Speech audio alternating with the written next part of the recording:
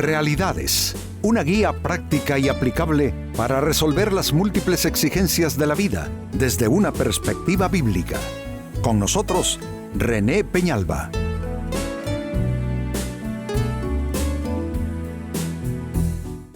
Amigos de Realidades, sean todos bienvenidos. Para esta ocasión, nuestro tema, ¿usas tu facultad de bendecir? Que somos llamados a heredar bendición según la palabra de Dios, no hay discusión al respecto. Mientras el mundo maldice, se queja, amenaza todos los días, nosotros, los que conocemos la palabra de Dios y hemos experimentado esto que la Biblia llama un nuevo nacimiento espiritual, cambiamos todo nuestro sistema, nuestro esquema de valores y nos movemos en otro nivel, se puede decir, en otra dimensión. De tal manera que nuestra facultad de expresar bendición, promover bendición y provocar bendición está ahí todos los días como parte de nuestras facultades en Cristo Jesús, pues este es nuestro tema precisamente. ¿Usas tu facultad de bendecir? Se lee en el libro de los Proverbios en la Biblia capítulo 11 y versículo 11 lo siguiente: por la bendición de los rectos se enaltece la ciudad, pero por la boca de los impíos es derribada. Hay gente cuyas palabras son absolutamente destructivas. No producen bienestar. Imagínense ustedes, amigos, lo que puede significar millones de personas quizás conviviendo e interactuando en una ciudad y todas esas bocas soltando maldiciones, soltando quejas, soltando amenazas. Eso lo que provoca es una atmósfera enfermiza para todo ese conglomerado. Pero por el otro lado, pensemos en nosotros los creyentes, que podemos estar provocando una atmósfera de bendición, de bienestar, alrededor del lugar donde nosotros estamos escribiendo nuestra historia. Y no solo un bienestar para nosotros mismos los creyentes, es un bienestar que también cae como una bendición sobre gente que no está pensando en Dios, no caminan con Dios de la mano, pero reciben por extensión, por cercanía, esa bendición que activan los rectos. Esto me hace pensar en la instrucción que recibe el profeta Jeremías para el pueblo de Dios en los días de Babilonia. Les dice Dios, hagan el bien y oren y procuren el bien de la ciudad a donde yo los he llevado, porque en el bienestar de la ciudad está su propio bienestar y bendición. Pues esa es parte de nuestra misión como cristianos, estar soltando y activando bendiciones en la comunidad, en el país donde la soberanía divina nos ha puesto, y esto es precisamente ejercer o ejercitar esa facultad que tenemos de bendecir. Este es un tema importantísimo. Leo de nuevo la Escritura, que puede marcar la diferencia en la historia de una ciudad. Por la bendición de los rectos se enaltece la ciudad, pero por la boca de los impíos es derribada. Esto me lleva a una interrogante, amigos, que les comparto, y es cómo usar tu facultad de bendecir. Exactamente qué es lo que debes hacer. Y saben, mis respuestas van a circunscribirse a la oración, aunque hay mucho más que esto, por supuesto. Si el mundo se queja, nosotros hablamos en forma solucionista, ¿no? Para cargar más la situación. Y así muchas cosas que se pueden incluir en una lista sobre nuestro proceder en medio de una sociedad. Pero yo quiero enmarcar esto donde siento yo que es más poderosa nuestra facultad de bendecir, y es en la oración. Por tanto, en ese contexto vendrán las respuestas. La pregunta es cómo usar tu facultad de bendecir. Primera respuesta, con oración intercesora. La oración intercesora.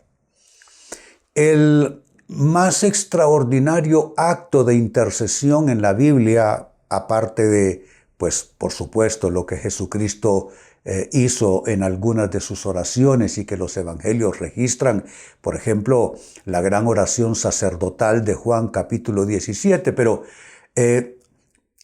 aparte de Jesucristo, nuestro gran y sumo sacerdote y gran intercesor, otros personajes de la Biblia, me refiero una intercesión que marca las vidas de nosotros los cristianos y que queda en una posición muy honrosa, es la intercesión del patriarca Abraham respecto a Sodoma y Gomorra, que a causa de su maldad, a causa de su iniquidad y lo grave de sus pecados, van a ser destruidas. Pero Abraham interviene y comienza a negociar, valga el uso del término, con Dios en oración, en intercesión, haciendo una cierta contabilidad, digámoslo así, diciéndolo: Dios, pero si hay tantos justos, tú no puedes destruir este lugar. Bueno, está bien, si hay tantos justos, no lo haré, pero si fuesen menos, y así está dialogando en esa relación que tenía Abraham con Dios, que la Biblia dice que es que Abraham era amigo de Dios. Vaya, qué extraordinario calificativo. Pues esa es, yo diría, esa es la marca que debemos tener nosotros los intercesores o los creyentes como intercesores, donde no estamos para juzgar el pecado de las naciones y de las sociedades, eso lo juzga Dios. Nosotros, si es posible, interceder para que el favor de Dios, la misericordia de Dios, se manifiesten en una sociedad que posiblemente merezca el juicio de Dios, pero que con oración intercesora reciba esa bendición, producto ¿de qué? De la misericordia, de la compasión de Dios a causa de la intercesión de los creyentes. Entonces, ¿cómo usar tu facultad de bendecir? Con oración intercesora. ¿Qué es interceder? Es ponerse en medio, es ponerse en la brecha e interceder delante del Padre por aquellos que no han hecho méritos, que ciertamente no lo merecen. Segunda respuesta, ¿cómo usar tu facultad de bendecir? Con oración misericordiosa. Oración misericordiosa. Cuando hablamos de misericordia, es casi inevitable, amigos, pensar en aquel incidente cuando a Jesús le traen una mujer sorprendida en el acto mismo de adulterio. Le dice la turba a Jesús, porque se la traen. Le dice, la ley de Moisés dice que hay que apedrear a tales personas en esa condición de pecado. Jesús le dice, bueno, porque no está para contradecir ni contrariar la ley de Dios. Le dice, bueno, entonces está bien, pero el que esté libre de pecado sea el primero en lanzar la piedra. Las conciencias se activaron, comenzó a pasar como en película la imagen de los pecados de cada uno de los que estaban allí en esa turba pretendiendo apedrear a esa mujer, y fueron abandonando el lugar, uno tras otro. Fueron abandonando el lugar hasta que solo quedó Jesús y la mujer. ¿Sabe qué es eso? Es un acto de misericordia. Misericordia es básicamente poner las miserias de los demás en nuestro corazón, poner las miserias ajenas en nuestro corazón. Y Jesús le dice a la mujer, mujer, ninguno de ellos te condenó, ninguno, Señor, ni yo te condeno. Ahora vete y no peques más. Entonces ahí está, la misericordia de Dios no es cerrar los ojos al pecado. Jesús no está cerrando los ojos al pecado de esta mujer, pero está siendo misericordioso con ella. Así nosotros con nuestras oraciones no traigamos juicio en nuestras oraciones por gente que posiblemente merezcan ese juicio. Posiblemente se lo hayan ganado a pulso, como dice la gente. Pero nuestra posición, amigos, no es ser jueces. Nuestra posición es estar a favor de gente que, como dije, que no lo merece. Y pensemos en nuestra propia salvación. ¿Cuántos habrán orado por nosotros? ¿Cuántos habrán pedido a Dios por nuestra salvación? Y por eso es que nosotros fuimos llevados por el Espíritu Santo a ese momento supremo donde entregamos nuestra vida a Cristo confesando todos nuestros pecados. Entonces, si tú quieres usar bien tu facultad de bendecir, debes entonces hacerlo con oración intercesora, dije en primer término, y en segundo lugar, con oración misericordiosa. Yo no sé cuánto te falte o sobre misericordia, pero sabes, nunca los seres humanos en la Biblia pecamos de misericordiosos. Nadie lo ha hecho. Al contrario, pecamos de todo lo opuesto a esa maravillosa virtud y cualidad. Tercera respuesta, ¿cómo usar tu facultad de bendecir? Con oración perdonadora.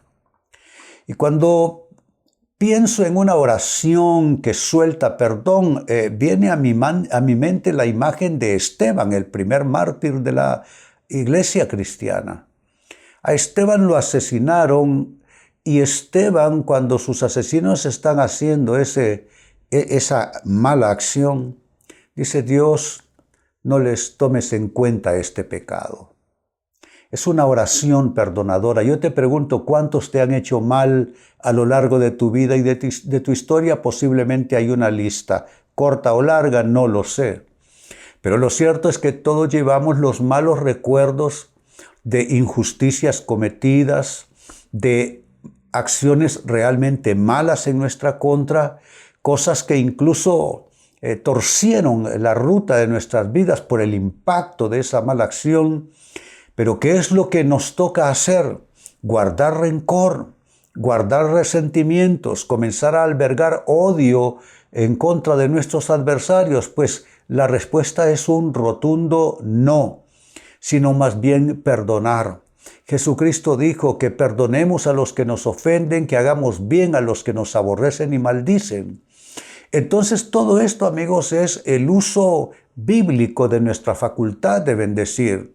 Si lo piensan, no tiene que ver con merecimiento de las otras personas, no tiene que ver con sus cualidades, no tiene que ver con sus virtudes.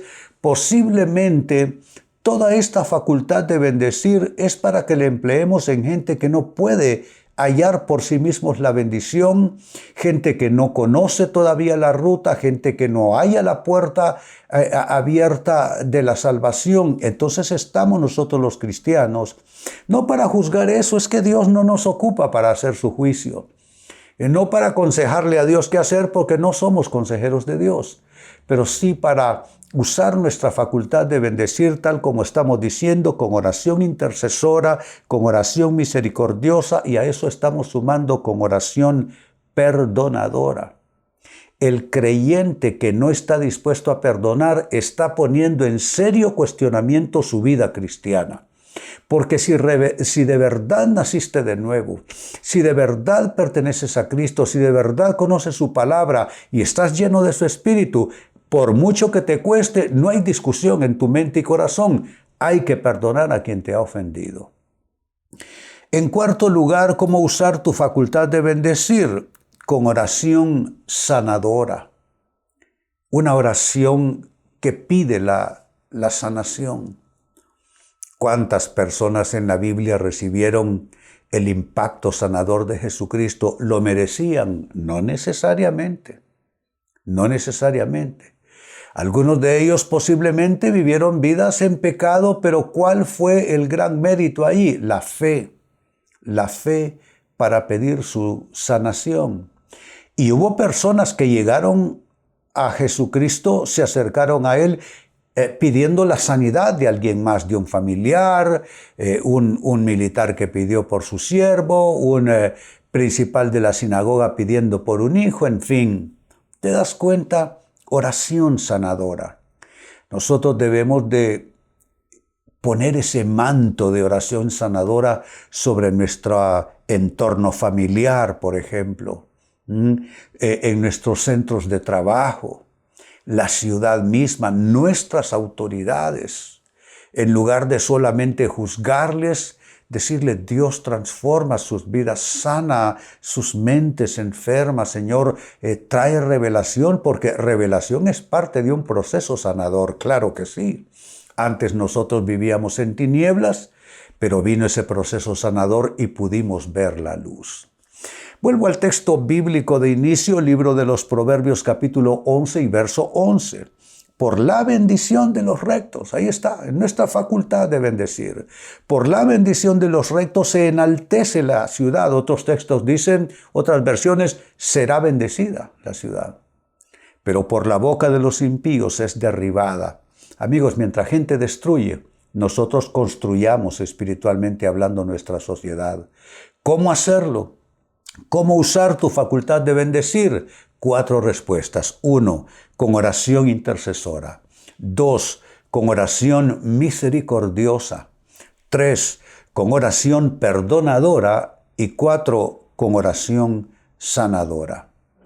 Amigos, con eso cierro el tema. De igual manera me despido y les recuerdo que nuestro enfoque de hoy ha sido titulado ¿Usas tu facultad de bendecir? Hemos presentado Realidades con René Peñalba. Puede escuchar y descargar este u otro programa en renépenalba.net.